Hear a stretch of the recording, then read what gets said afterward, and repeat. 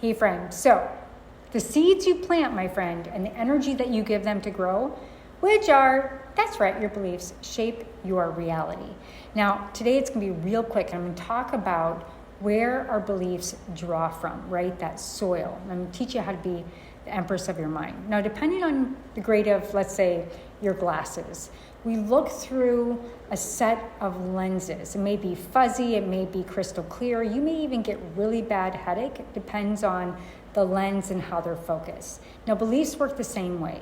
When you perceive reality, and I'm talking about the things that you can see, hear, touch, and smell, they have this filter that goes through your noggin.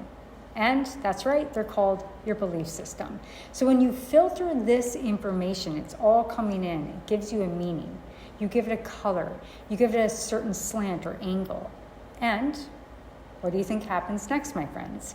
Your analysis of the things that you choose to perceive impacts the things you say, the things that you do, how you react, how you feel about yourself, as well as the world. So in other words, this is important stuff because the problem is a lot of people think that since they think a certain way, that is their reality.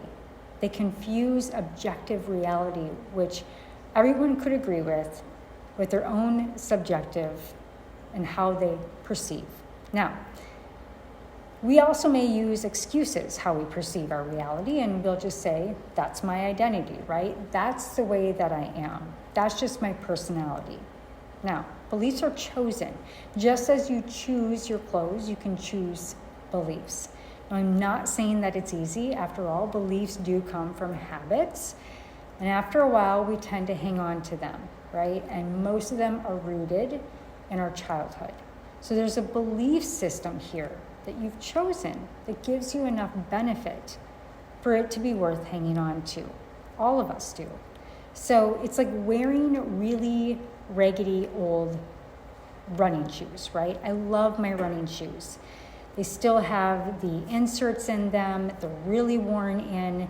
They snug to my feet, right? I love them. They're comfortable. You know they don't look the best, but they help you perform because they help you with that comfort and it gives you that speed, right? And the reality is they're just not really serving you. They're not. And this same applies to our beliefs that we carry. There are many belief systems that have simply outlived their purpose or their usefulness. Now, it's important for all of us to take a really, really hard, long look and say, where does that belief come from? And if it didn't come from me, it came from somebody else, so it's not mine, right? And we have so much potential in the garden of our mind, but these old beliefs don't serve us. We need a strategy, and one strategy that I give my high-achieving entrepreneurs and creatives is to step into understanding your energetic archetype.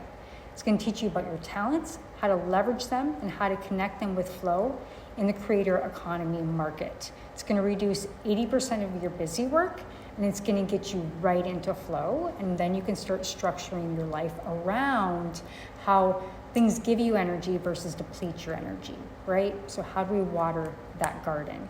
The other piece is when we add complexity, in the nature of our world, we're all under chronic stress and we're constantly being dinged at. So then we need to understand that we need to work with these belief systems and shape and mold them and the identity we choose, because when we add complexity, our nervous system hiccups and that trauma comes up.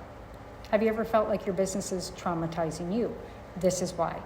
Adding complexity, you need the trauma-informed, and I say that lightly, but you need the emotional support and the co-regulation with informed nuances around neuroscience and energetics to be able to push through. So that's what we do in the Life in Bloom Solutions. It helps women lead boldly, burn brightly without burning out. And that's the goal, my friends, to get to your life purpose so that you can start doing things that you want to do and stop doing the things that you shouldn't be doing. So with that said, all my love, all my light, and reach out if you need support.